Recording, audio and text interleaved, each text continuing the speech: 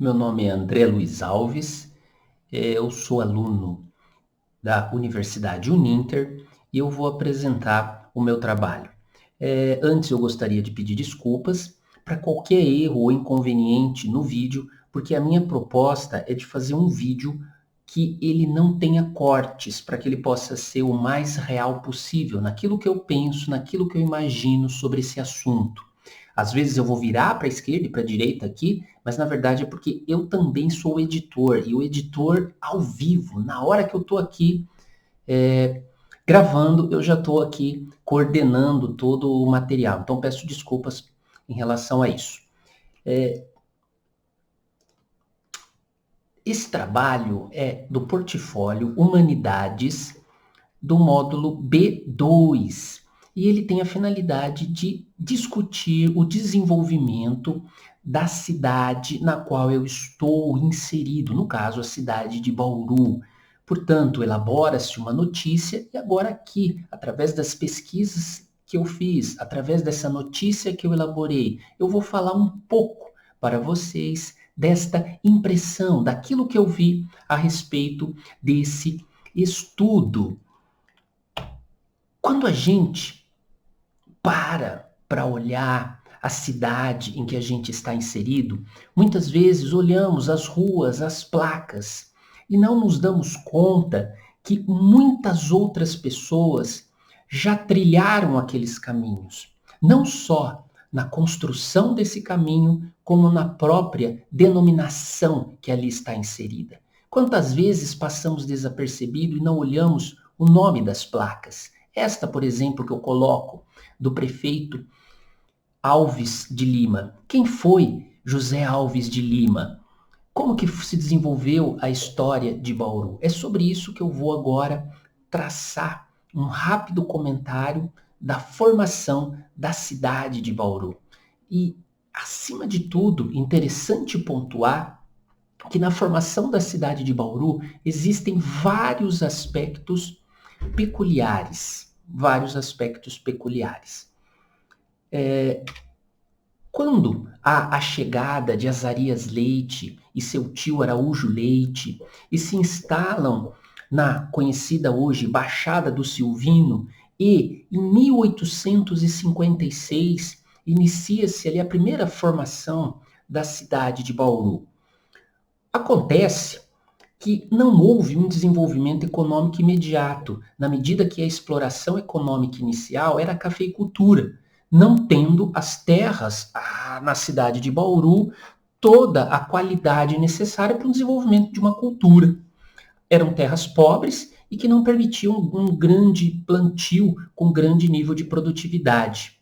Mas a situação ela começa a se modificar próximo ao final do século XIX, por volta de 1890, quando chega em Bauru a construção, primeiramente, da estrada Sorocabana, que vai ligar a cidade de São Paulo até Bauru. Bauru começa, portanto, no desenvolvimento, a criação de postos de trabalho na construção da estrada de ferro. O desenvolvimento até então inexistente em Bauru passa a ser marcante. E Bauru começa a se destacar como um entroncamento ferroviário de ligação do Estado. Em 1893, Bauru é elevado à condição de distrito, mas ainda não município, e distrito da cidade de Espírito Santo de Fortaleza, a qual Bauru era pertencente. Mas o desenvolvimento econômico de Bauru eleva a sua condição a ter melhores postos de trabalho, de ter melhores condições econômicas do que a cidade a qual pertencia, Espírito Santo de Fortaleza.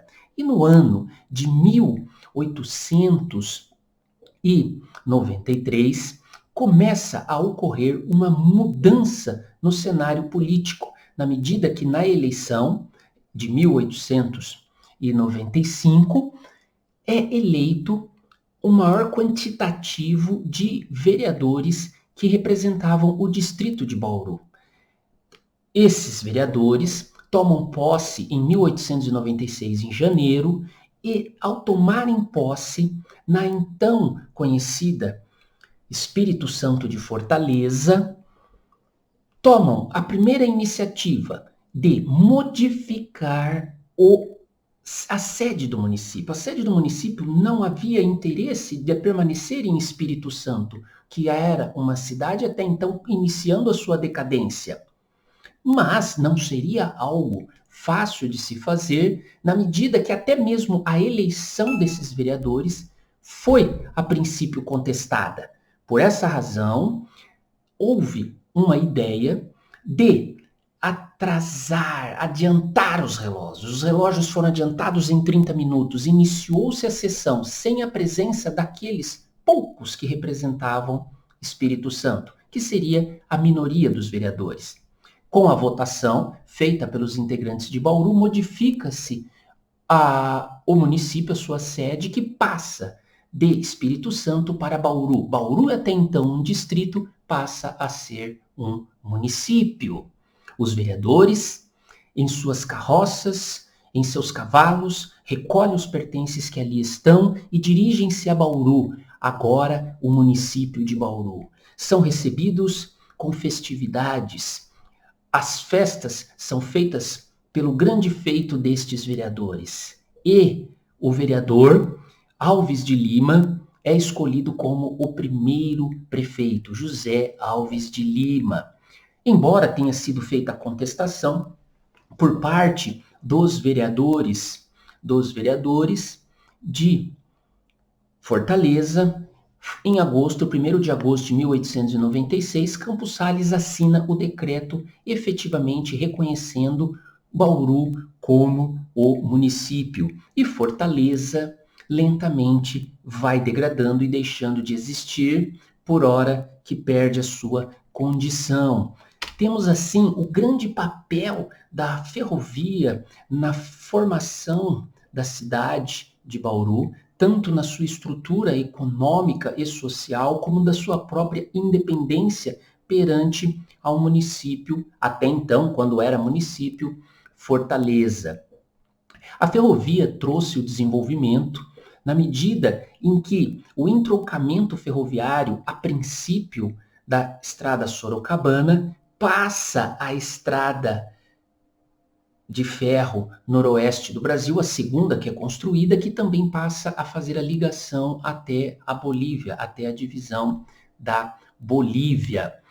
É interessante verificar como avançou a cidade economicamente, primeiramente movida pelos postos de trabalho gerados na ferrovia, mas dada a grande movimentação de pessoas que se deslocavam nas estações e no transporte de carga, há um fortalecimento e um desenvolvimento do comércio, que passa a se destacar como atividade preponderante, somando-se à prestação de serviços.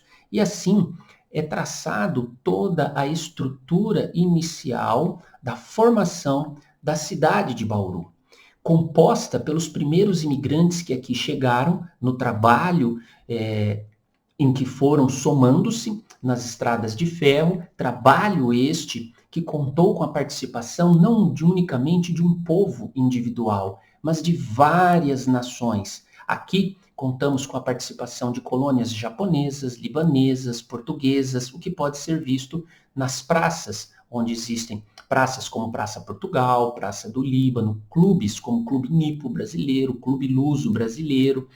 E assim, Bauru foi se desenvolvendo. Mas a história nem sempre acaba bem para determinados ramos econômicos.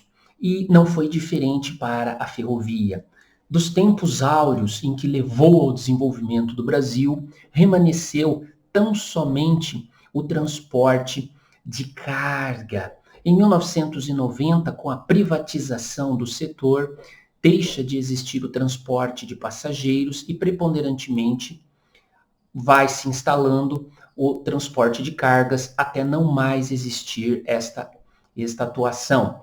Bauru, então, que era tão fortemente ligada à ferrovia, passa a contar em sua estação, aonde tudo começou, com o chamado Museu Ferroviário de Bauru. A estação é desativada e lá passa a contar um pouco dessa história através dos elementos que lá são inseridos. Passa a ser um espaço cultural para a utilização de apresentação, de cultura de todos os setores da sociedade, como também para excursões de escolas, participação de alunos, para ter esse contato com a história de Bauru, a história viva de Bauru.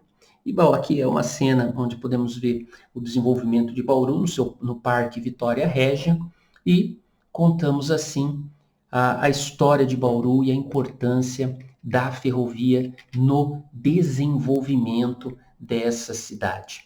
Agradeço aí a presença de todos, que me assistiram e espero que possam ter entendido um pouco mais aí sobre a história da cidade de Bauru.